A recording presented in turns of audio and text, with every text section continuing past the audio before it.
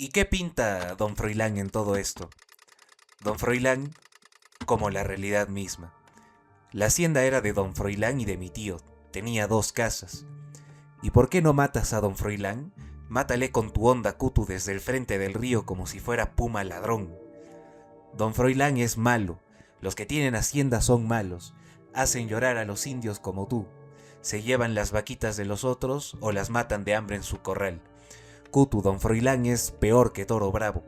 Mátale nomás, cutucha, aunque sea con galga en el barranco de Capitana. Endio no puede, niño, Endio no puede. Si Justina es la síntesis del anhelo de indianidad que tiene Ernesto y que Cutu posee pero renuncia, y el Chaguala es el orden establecido, falso orden, inamovible y legitimador de la cobardía del Endio Cutu y la impotencia de Ernesto, entonces, ¿qué es don Froilán? Es el que ensucia el ideal de Ernesto, lo hace impuro. Don Froilán es la realidad misma y los personajes no le enfrentan por estar incompletos. De hecho, las emociones y la relación que guardan los personajes con él son peculiares. La realidad no tiene tiempo para cuentos, solo ocurre, y su autoridad es absoluta.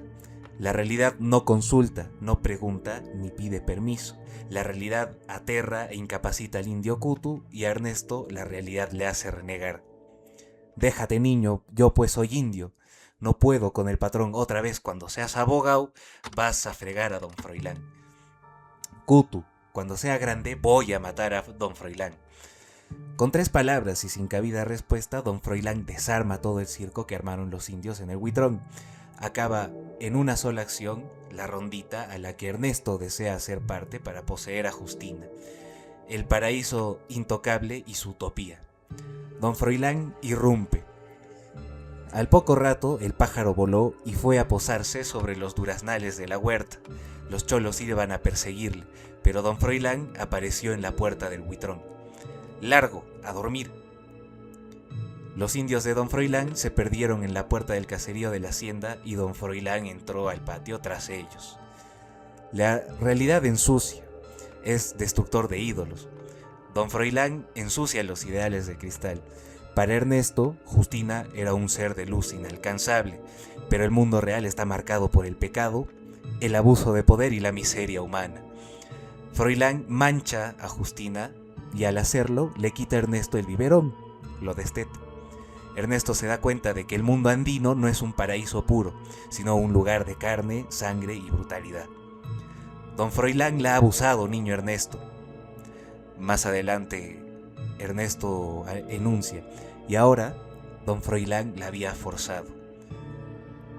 Y Ernesto desea muerta a Justina, porque al verla impura le duele en el alma, lo desespera. Don Froilán también es el espejo de la cobardía de Cutu y la venganza postergada de Ernesto. Como la realidad, Froilán es demasiado grande para enfrentarla de frente con hombría, ¿qué hacen los mediocres? Atacan a los sustitutos cobardemente. El Cutu masacra a unos becerritos mudos que no se pueden defender. Es la impotencia total. Como no le puedo pegar al patrón, le pego pues a su ternero. Y se vengaba en el cuerpo de los animales de don Froilán. De don Froilán es, no importa, es de mi enemigo. Hablaba en voz alta para engañarme, para tapar el dolor que encogía mis labios e inundaba mi corazón. Ernesto se hablaba en voz alta para engañarse. ¿Por qué necesita Ernesto engañarse a sí mismo? Porque es consciente, tiene un lado racional al que necesita apaciguar. Ernesto sabía que ambos eran cobardes y que le tienen pánico a la realidad. También el patrón es la justificación del mañana de los mediocres. Como la realidad no se puede controlar por agencia propia en el presente, entonces la pasa para un futuro, que encima suena lejano, como el amor de Ernesto por Justina. Es puramente platónico. Es el patrón tan impositivo que les obliga a crear excusas temporales.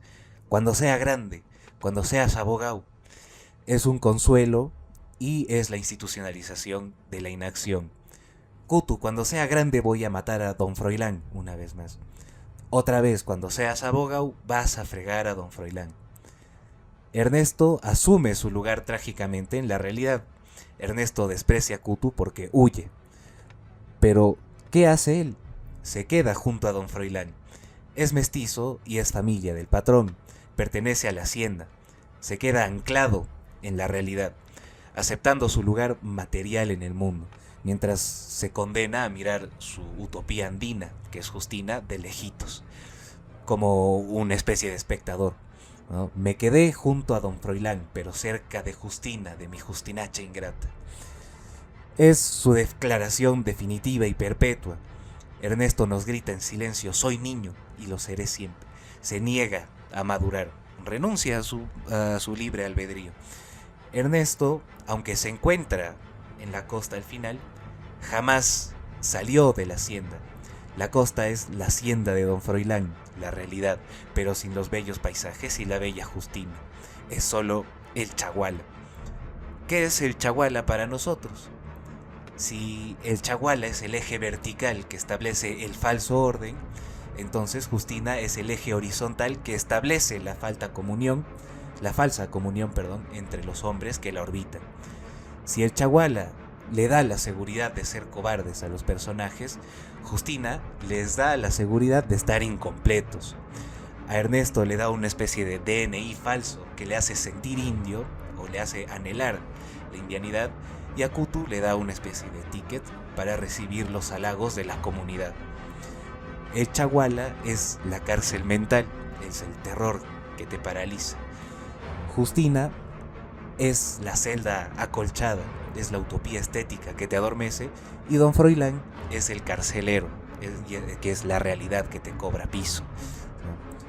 Juntos, el eje vertical, el Chaguala, y el eje horizontal forman una cruz falsa.